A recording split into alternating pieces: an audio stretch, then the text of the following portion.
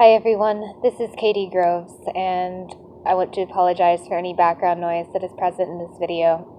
It's much better for me to record outside. So in this video, I'm going to be addressing a topic that I have been wanting to make a video about for a very long time, and many people have requested that I make a video about, but I simply had not reached a place of integration within my dissociative system, a place of healing from my traumas in order to do it until now. I've thought a lot about how to approach this, and I've decided that what I'm going to go ahead and do is make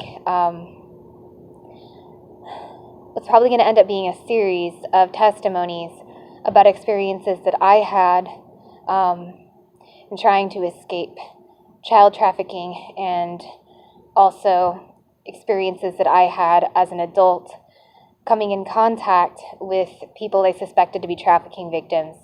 And I'm just going to be talking about how people dealt with me when I tried to escape, how I've dealt with people when I've noticed that I think they're in such situations, and I'm just going to try to be as helpful as possible.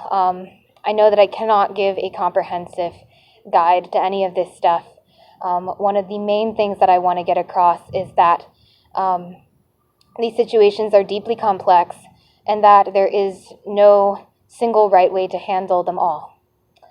So I guess I'm just going to go ahead and start. For now, I'm only going to give one story about me trying to escape as a child. It'll probably still be a while before I'll be able to give more, but I will be able to give multiple stories about things I've witnessed happening to others. So this is one of my most vivid memories, one of my most potent memories of childhood that never split off. I never fully compartmentalized it away and separated from it consciously as if it didn't happen to me. In the memory, I'm about 8 years old, and I'm running away from my father. I'm going to pause real quick and just acknowledge that I started talking about this in the present tense and I started going into a flashback. I'm going to try really hard to stay grounded and not do that, and to talk about this in the past tense instead. So I was running away from my father, who was trafficking me and programming me in trauma-based mind control programming. And we were on my street, basically. I lived in a cul-de-sac, and I had managed to escape out of the cul-de-sac and was running right around the corner down the main street off of where the cul-de-sac was. My father was chasing me in his car, and he was leaning out the window, and he was saying something horrible, I think, but I don't remember what it was. And I have this out-of-body memory of me that indicates that I was barefoot and terrified. I think I might have been crying, but I'm not sure. And this sort of thing happened periodically in my childhood. But the reason this memory stood out to me is that there was a couple standing nearby on the street, a young Latino couple. They looked rather street themselves, and this was extremely out of place in the neighborhood that I was in. I grew up in the Great Hills neighborhood of Austin, Texas, for most of my childhood, and that's where I was at that time. And for anyone who knows what that neighborhood is like, you'll know that it is extremely white, upper middle class, but there are a lot of organized criminals who live there who are a lot wealthier than they appear, and a lot more powerful than they appear. And it's honestly a scary place to be, whether you're an outsider or not, but especially if you're an outsider, and especially if you are the kinds of people that the couple who was standing on the street appeared to be. And I remember wondering what this couple was doing there, and I remember looking intensely into the eyes of the girl. It was a young heterosexual couple, and she was looking just stricken. Like, her eyes were really big. She looked extremely upset and afraid. I could feel that she recognized the kind of nature of the situation that I was in, and that it affected her very deeply. The guy that she was with, he looked like he was intoxicated on something, maybe slightly drunk or stoned or something. And he didn't appear as empathetic, although I'm not trying to place judgments on what kind of person he was. I'm just saying I didn't get the same connection from him. And I noticed that the girl, she had a flip phone in her hand and was, I assume, aiming to call the police, or thinking about calling the police at least.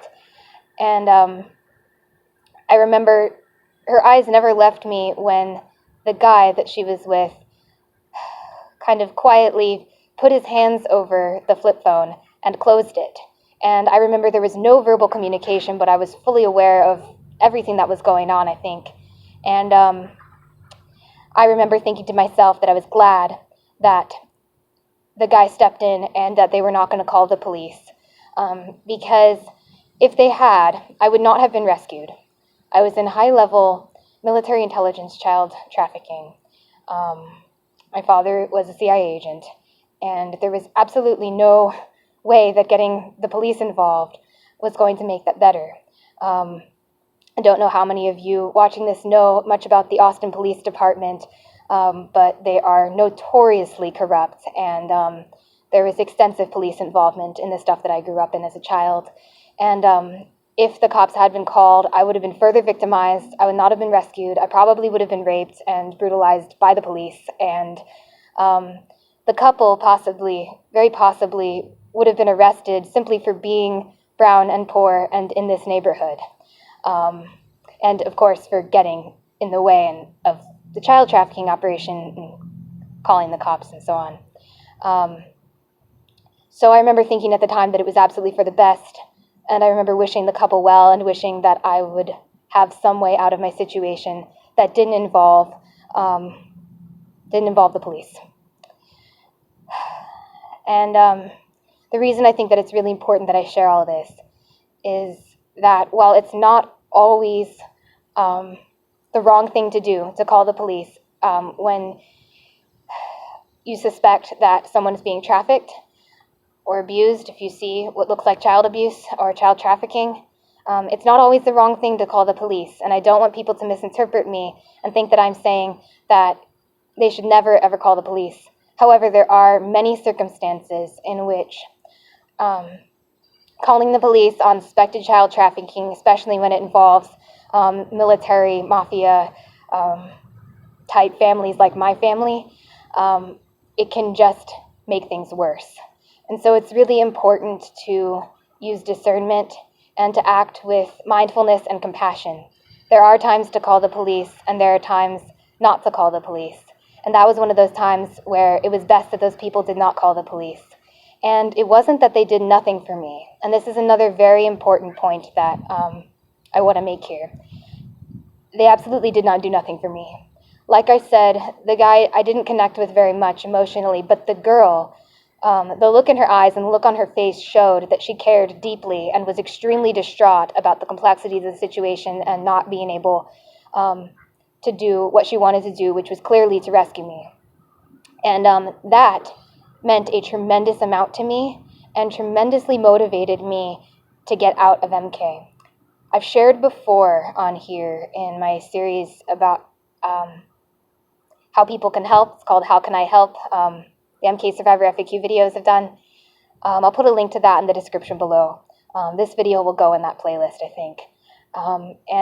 I've shared before in there how people were not able to directly rescue me because of my situation in MK Ultra with the programming, but they were able to show me love and compassion in ways that enabled me to develop a worldview that made it possible for me to get out myself.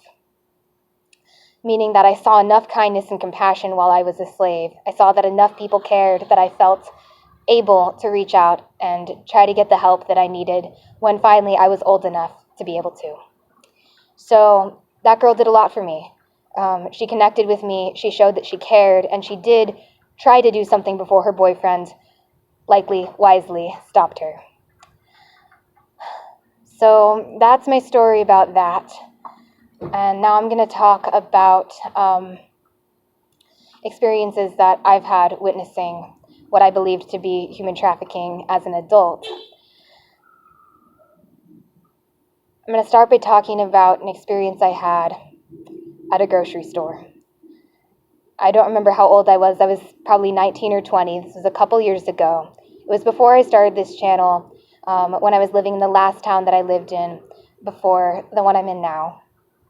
And for safety reasons, I'm not going to say what it is, but it's in Northern California. Not a big city, but not the smallest town either. And I was at this rather high-end grocery store. And I saw a middle-aged, maybe 40 years old, I would say, maybe 45-year-old, white, wealthy-looking, professional type guy with very cold eyes, sadistic smile, and just terrible energy, walking with a younger woman who's maybe mid-20s. It was very hard to place her age for me, but she was pretty young, not a kid, but young, and she looked to be of Southeast Asian descent, which, as many of you probably know, would put a target on her for human trafficking, as Southeast Asians are very heavily trafficked in this world, a very heavily targeted population. And I tried not to stare too much, but these people caught my eye really intensely, because unlike the guy, the woman did not seem calm or collected at all. The guy seemed very calm in a psychopathic kind of way, like very much like in his element, very high on the power that he was getting off on in the moment. She looked absolutely terrified in this kind of way that just tipped me off super heavily as a survivor of trafficking, and made me think that she herself was being trafficked. So I started watching them a bit, and I don't remember all of what happened, but I remember that I was alone except for them, sitting in the area of the store where people can eat their food. And she was walking with the guy, the woman was walking with the guy, and she said something to him, absolutely desperately, basically begging him in so many, basically what it looked like is what I'm trying to say, without overtly doing it. She's basically begging him to let them stay there and eat the food in the store so that they could prolong going back to his place, which is where they were heading. And he got this really sick smile, and he kind of laughed, maybe not exactly laughed out loud, but you could tell there was laughter in him. And he said, no, we can go back and eat at my place. And she didn't say anything, but she looked absolutely desperate. And I got this horrendous feeling watching them, that she was a trafficking victim, he was a trafficker, or a wealthy buyer of trafficked slaves, at least for his own personal use or something awful like that. And they were going back to his place, and I got this horrendous feeling that he was going to kill her. But all of this was gut feeling. Absolutely nothing illegal that a cop could identify, at least, had happened. And I knew that were I to try to step in and do anything, it could be just like what happened when I was a kid with that couple, where if they'd called the police, they would have ended up getting fucked up by the cops. I would have ended up getting fucked up by the cops. I would have not gotten rescued, and things would have gotten worse. And for me at the time, I was a trafficking victim still, as in I was still dealing with some accessing the mind control. Even though I had made a ton of progress getting out of MK, I was still stuck in some of that stuff more than I am now. And so it would have been dangerous in so many ways and counterproductive in so many ways for me to have called the police in that moment. So as agonizing as it was, I let them go. And I caught a glimpse of the woman's reflection in the mirror when she walked out of the store. I'm sorry, I shouldn't say mirror. I mean the glass door, but it was reflective like a mirror.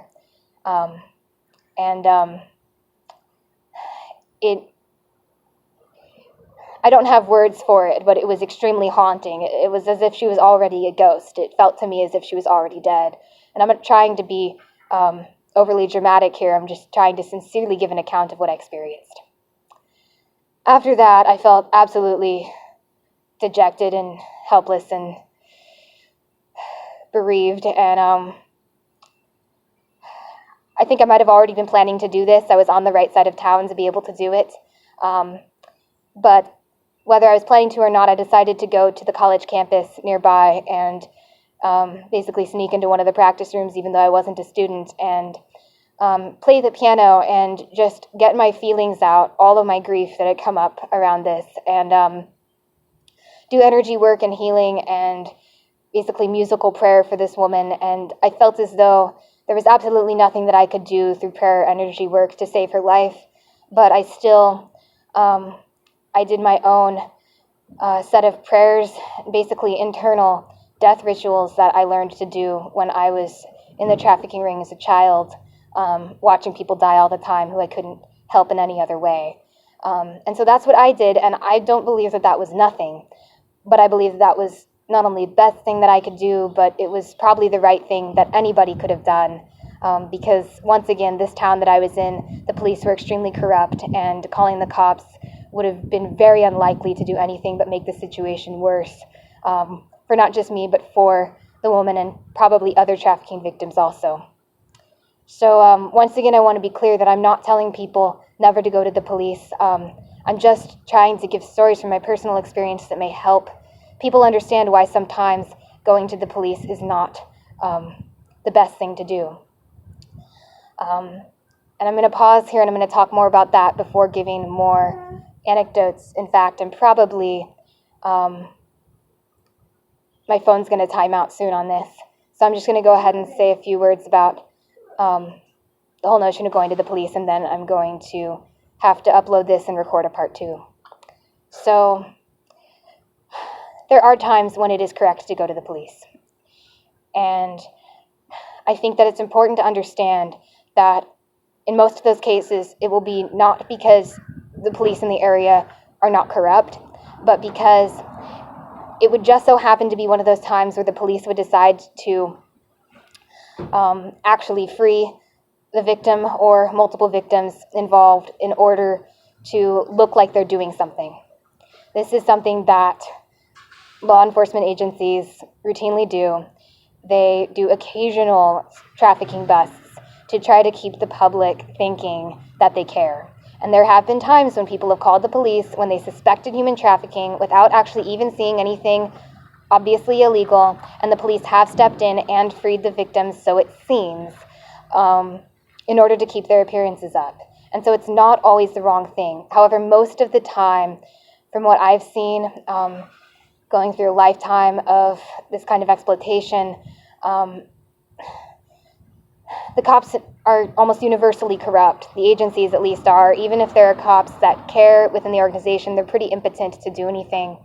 And unless you just happen to catch them in a moment where they feel inclined to keep their appearances up and do a bust, they're probably not going to help the victims that you have called. And like I've said, in many cases, it could lead to punishment and abuse for the victims and make things worse.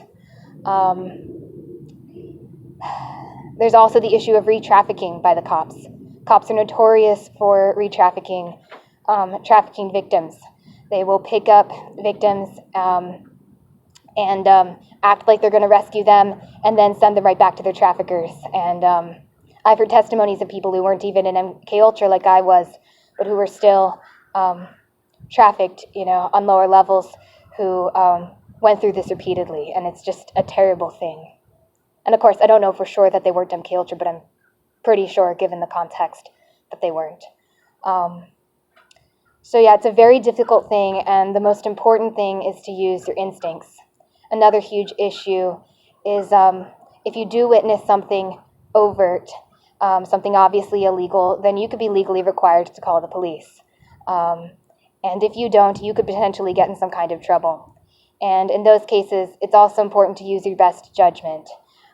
If you are an ally to the survivor community, then throwing yourself under the bus and not calling the police when you could be held legally accountable for that could be a problem and could be something that could really hurt the survivor community, as we need all the allies that we can have.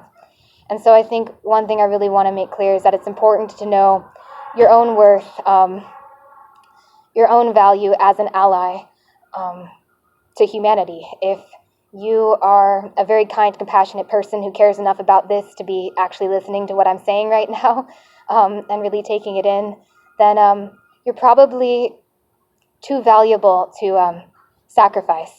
And so you may want to really keep that in mind as well. It's very important to not make yourself liable in certain circumstances, even if calling the police wouldn't truly help the victims involved.